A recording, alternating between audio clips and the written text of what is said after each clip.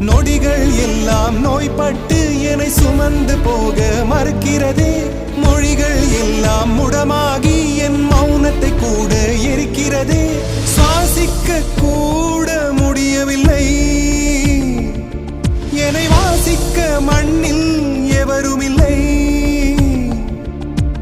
என்னை எனக்கே பிடிக்கவில்லை காரணம்